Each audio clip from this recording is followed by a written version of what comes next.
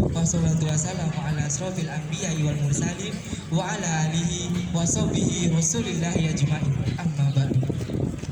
Pertama, marilah kita panjatkan puji syukur kita kehadirat Allah Subhanahu wa taala, yang mana pada pagi yang cerah ini kita masih bisa berkumpul di rumah yang kita cintai ini.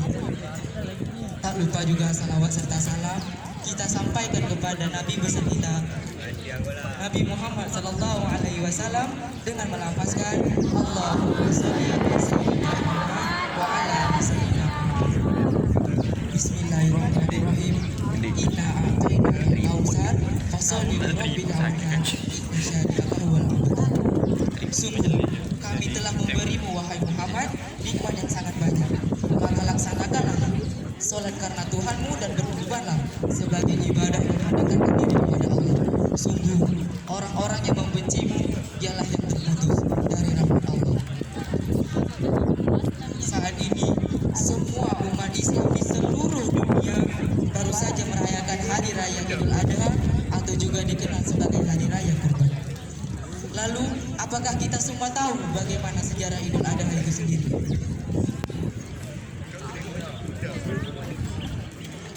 Idul Adha diperingati pada 10 Zulhijjah setiap tahunnya, dan pada tahun 2022 ini hari raya Idul Adha jatuh pada hari Ahad tanggal 10 di bulan ke-7. Penetapan tanggal itu bersumber dari sejarah Idul Adha yang melibatkan peristiwa pentingnya bagi Nabi Ibrahim alaihissalam. Pada saat itu Nabi Ibrahim alaihissalam mendapatkan wahyu perintah dari Allah Subhanahu wa taala untuk menyembelih Nabi Ismail, anak kandungnya sendiri. Lantas apa yang kemudian dilakukan oleh Nabi Ibrahim alaihissalam? Sejarah Idul Adha bermula dari mimpi Nabi Ibrahim alaihissalam.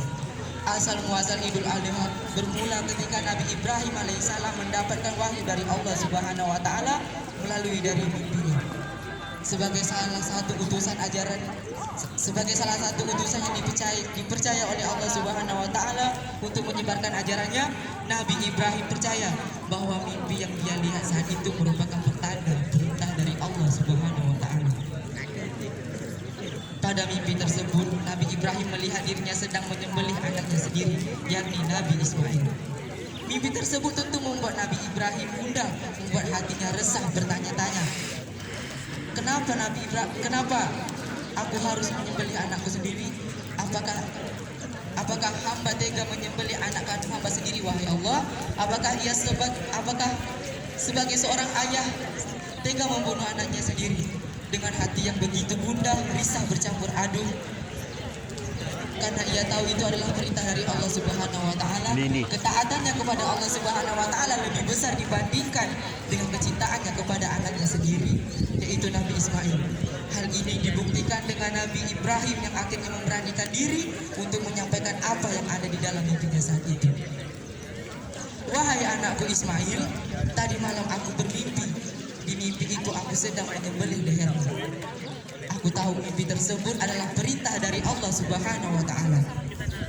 Hal yang tidak terduga-duga justru keluar dari mulut Nabi Ismail. Nabi Ismail justru mengiyakan dan mengaminkan apa yang sudah diceritakan oleh ayahnya. Ia dengan sukarela untuk menerima perintah Allah Subhanahu wa taala tersebut. Jika itu perintah dari Allah Subhanahu wa taala, wahai ayahku Nabi Ibrahim, maka lakukanlah. Dengan hati yang sangat senang aku rela disembelih, wahai ayahku. Tepat pada tanggal 10 Zulhijjah ditetapkan sebagai hari di mana Nabi Ibrahim memutuskan untuk melaksanakan perintah Allah, yakni untuk menyembelih Nabi Ismail. Mulailah Nabi Ibrahim menyembelih Nabi Ismail dengan proses diikatkannya kedua kaki dan kedua tangan Nabi Ismail. Kemudian Nabi Ismail dibaringkan di atas kandang. Sesaat itu godaan syaitan kepada Nabi Ibrahim pun datang. Sesaat sebelum Nabi Ibrahim menyembelih Nabi Ismail, muncul setan yang datang menghampiri dengan bisikan-bisikan sesatnya agar Nabi Ibrahim mengurungkan niatnya tersebut.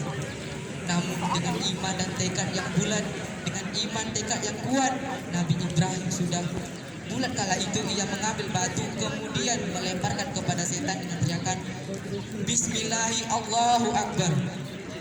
Sampai saat itu peristiwa tersebut diabadikan dengan istilah lempar jumroh.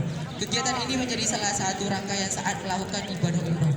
Setelah Nabi Ibrahim berhasil mengusir setan tersebut, Mereka berdua menuju sebuah tanah lapang dengan pedang yang sudah diasah dengan sangat tajam. Pedang yang sudah diasah dengan sangat tajam itu bertujuan untuk agar Nabi Ismail ketika disembelih tidak merasakan kesakitan. Hal tidak masuk akal terjadi saat Nabi Ibrahim mencoba untuk menyembelih Nabi Ismail. Pedang yang sudah diasah dengan sangat amat tajam itu terus terpental secara terus-menerus. Di tengah usaha dilakukan oleh Nabi Ibrahim, Nabi Ismail meminta agar tali yang diikatkan di badannya dilepaskan sebagai tanda kepasrahan atas perintah Allah Subhanahu wa taala. Wahai ayahku Nabi Ibrahim, lepaskanlah tali yang engkau ikatkan di kedua tangan dan kedua kakiku ini, seperti kataku sebelumnya, karena ini perintah dari Allah Subhanahu wa taala, maka dengan hati yang rela, dengan lapang dada aku ikhlas untuk disembelih. Di tengah usaha yang dilakukan Nabi Ibrahim secara terus-menerus, secara tiba-tiba malaikat Jibril pun datang menghampiri Nabi Ibrahim alaihissalam dan Nabi Ismail alaihissalam. Malaikat Jibril datang bertujuan untuk menukar Nabi Ismail dengan hewan ternak yang dikurban. Dari peristiwa tersebut kemudian dijadikan perayaan Hari Raya Idul Adha atau dikenal dengan istilah kurban. Demikianlah kisah singkat yang dapat saya sampaikan. Sebelum saya menutup tausiah saya akan memberikan 3 pertanyaan kepada teman-teman semua untuk kelas 11, 10, 11, 12.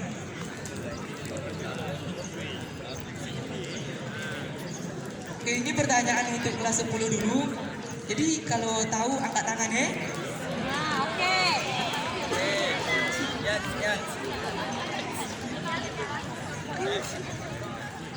Oke, ini untuk kelas 10.